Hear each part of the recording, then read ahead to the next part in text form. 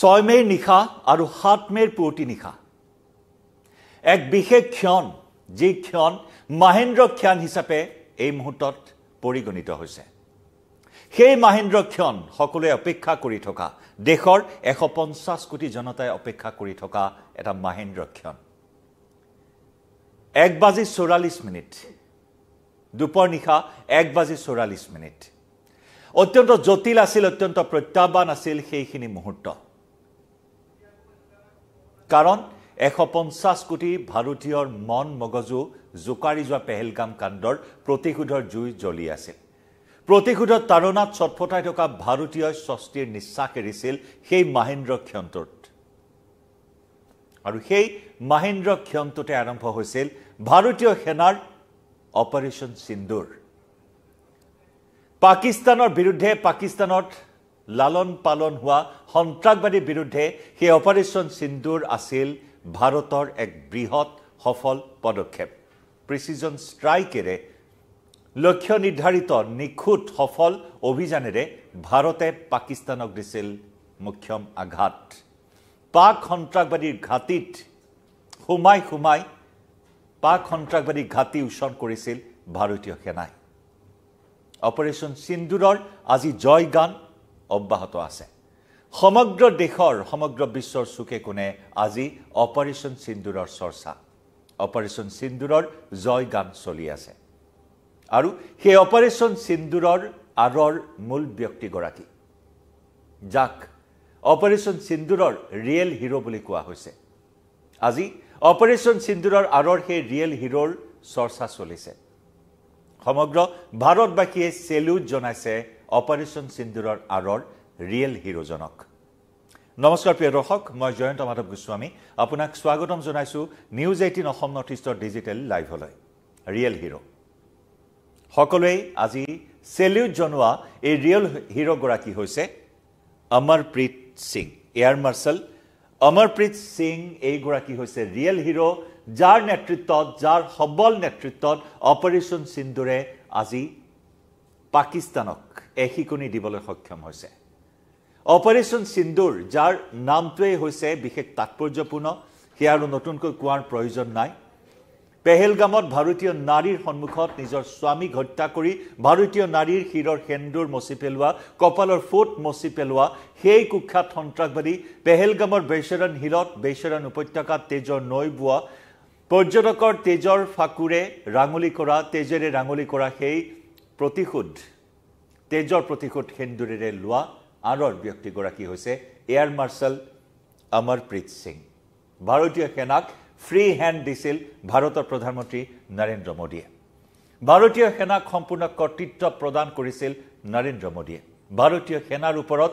সম্পূৰ্ণ বিশ্বাস থকাৰ কথা উল্লেখ কৰিছিল প্ৰধানমন্ত্ৰী নৰেন্দ্ৰ মোদীয়ে ভাৰতীয় সেনাক কৈছিল যে কোন সময়ত কোন দিনা কোন স্থানত আঘাত হানিব সকলো নিৰ্ণয় কৰিব ভাৰতীয় সেনাই নৰেন্দ্ৰ মোদীৰ সেই আদেশ পোৱাৰ পাছতে ব্লুপ্ৰিন্ট পূৰ্বৰে পৰা ৰচনা কৰি থোৱা সেই ব্লুপ্ৰিন্ট বাস্তৱ ক্ষেত্ৰত ৰূপ দিয়াৰ আৰৰ ব্যক্তিজন এয়াৰ মাৰ্শাল অমৰপ্ৰীত সিং অত্যন্ত কঠোৰ অত্যন্ত জটিল আছিল সেই অভিযান সেই অপাৰেশ্যন সিন্দুৰ যে নেকি পাক অধিকৃত কাশ্মীৰ আৰু তাৰ পিছৰ যি 72 ঘণ্টাৰ এক প্ৰত্যাহ্বান ভৰা সময় ভাৰতবাসীয়ে সাক্ষী হৈ ৰল পাকিস্তানৰ ধাৰাসাৰ আক্ৰমণৰ চেষ্টা ভাৰতৰ ওপৰত আৰু সেই সকলো আক্ৰমণ প্ৰতিহত কৰাৰ যি সাহস ভাৰতীয় সেনাৰ যি পৰাক্ৰম যি ভাৰতীয় সেনাৰ শৌৰ্য বীৰ্য সেয়া বিশ্বৰ সন্মুখত দাঙি ধৰিলে ভাৰতৰ নৌসেনা ভাৰতৰ বায়ু সেনা ভাৰতৰ স্থল সেনাই আৰু তাৰ মাজত air chief marshal Amarpreet Singh যাৰ সবল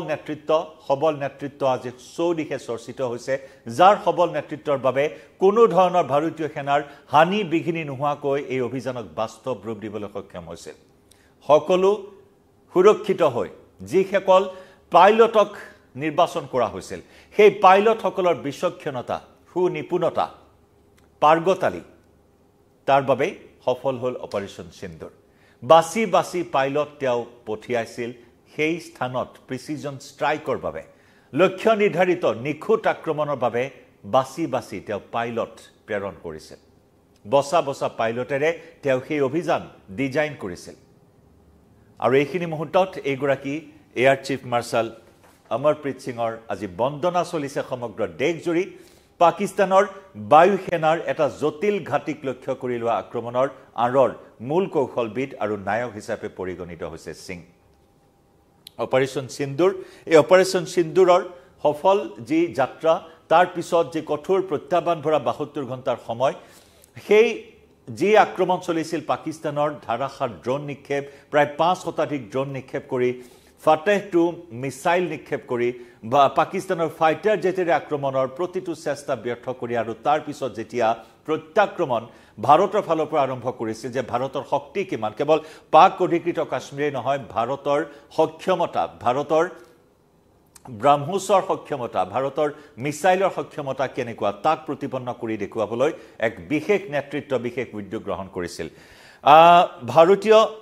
বায়ু সেনা বাহিনীৰ মুৰব্বী এয়াৰ চিফ মাৰ্শাল যিনিকি আমি জনাইছো পাকিস্তানৰ বায়ু সেনাৰ এটা জটিল ঘাটিক লক্ষ্য কৰি লোৱাৰ আঁৰৰ মূল কৌশলবিদ তথা নায়ক হিচাপে পৰিগণিত হৈছে অমৰপ্ৰীত সিং পাকিস্তানৰ আমি পুনৰ জনাইছো অত্যন্ত এটা জটিল ঘাটি বায়ু সেনাৰ পাক বায়ু সেনাৰ এটা জটিল ঘাটিক লক্ষ্য কৰি লোৱা আক্ৰমণৰ আঁৰৰ মূল কৌশলবিদ তথা নায়কগৰাকী হৈছে অমৰপ্ৰীত সিং তেওঁৰ সেই ব্যক্তিগত অভিযানৰ বাবে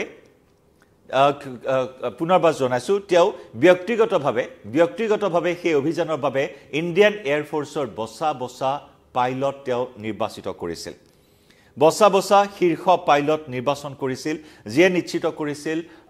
আক্ৰমণৰ সেই নিখুঁততা কেনেদৰে প্ৰিচিজন ষ্ট্ৰাইকেৰে লক্ষ্যত আক্ৰমণ কৰিব পাৰি সেই কথা নিৰূপণ কৰিছিল সেই শীৰ্ষ পাইলট কেইগৰাকীয়ে ৰাষ্ট্ৰীয় নিৰাপত্তা উপদেষ্টা অজিত ডোভালৰ পৰা যেতিয়া গ্ৰীণ সিগনেল লাভ কৰিছিল চূড়ান্ত অনুমতি লাভ কৰিছিল আৰু তাৰ পিছতেই অভিযান আৰম্ভ কৰা হৈছিল অভিযানৰে জড়িত সকলো ভাৰতীয় পাইলট নিৰাপদে উভতি আহিবলৈ সক্ষম হৈছিল নিৰাপদে উভতি অহাৰ কথা নিশ্চিত কৰিছিল এয়াৰ চিফ মাৰ্শাল অমৰপ্ৰীত সিঙে বিশেষকৈ আমি জনাইছো এই আক্ৰমণসমূহৰ ভিতৰত অন্যতম এটা কঠোৰ প্ৰত্যাক্ৰমণ আছিল পাকিস্তানৰ ওপৰত প্ৰত্যাক্ৰমণ আছিল ৰাৱালপিণ্ডিৰ নুৰ খান এয়াৰবেছ ৰাৱালপিণ্ডিৰ নুৰ খান এয়াৰবেছ তাৰ কাষতে আছে পাকিস্তানৰ পাৰমাণৱিক ঘাটি পাৰমাণৱিক অস্ত্ৰৰ পাৰমাণৱিক ভাণ্ডাৰ তাত আছে নুৰ খান এয়াৰবেছৰ নিচেই সমীপত আৰু সেই তাতেই মুখ্যম আঘাত হানিবলৈ সক্ষম হৈছিল এইগৰাকী এয়াৰ চিফ মাৰ্শাল অমৰপ্ৰীত সিঙৰ নেতৃত্বত অত্যন্ত কঠোৰ আছিল বায়ু সেনা ঘাটিৰ পাকিস্তান বায়ু সেনা ঘাটিৰ এক জটিল স্থান এক জটিল ঘাটি বুলি কোৱা হয় ৰাৱালপিণ্ডিৰ সেই ঘাটি আৰু তাতেই লক্ষ্য নিৰ্ধাৰিত সফল অভিযান সম্পন্ন কৰিবলৈ সক্ষম হৈছিল য'ত তেওঁ নিৰ্বাচিত কৰিছিল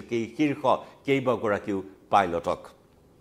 আনহাতে পাকিস্তান সেনাই নিশ্চিত কৰিছে যে সেই অভিযানত পাকিস্তান বায়ু সেনাৰ 5 জনকৈ জোৱান সহ মুঠ 11 জনকৈ জোৱানৰ মৃত্যু হৈছে এই সময়ছোৱাত 2 ঘণ্টা ধৰি এবাৰ ভাবক 2 ঘণ্টা ধৰি পাকিস্তানৰ সেনা প্ৰধান জেনেৰেল আসিম মুনিৰে বাংকাৰত লুকাই থাকিবলগীয়া অৱস্থাৰ সৃষ্টি হৈছে যিজন পাক সেনা প্ৰধান জেনেৰেল আসিম মুনিৰে পাকিস্তানৰ সেনাক ব্যক্তিগত স্বাৰ্থত ব্যৱহাৰ কৰাৰ অভিযোগ উত্থাপন হৈছিল ভাৰতীয় বায়ু সেনা বাহিনীৰ প্ৰত্যাক্ৰমণ দেখি ভয়ত পেপুৱা লাগি বাংকাৰত আত্মগোপন কৰি প্ৰাণ ৰক্ষা কৰিবলগীয়া হৈছিল আসিম মুনিৰে এয়া হৈছে পাকিস্তানৰ স্থিতি পাকিস্তান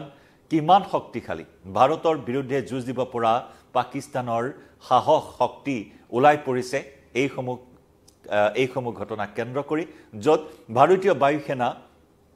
বাহিনীৰ প্ৰবল পৰাক্ৰম আৰু সেই যি আঘাত ভাৰতীয় বায়ু সেনা বাহিনীৰ যি প্ৰহাৰ আকাশ মাৰ্গেৰে পাকিস্তানৰ বায়ু সেনা ঘাটিত যি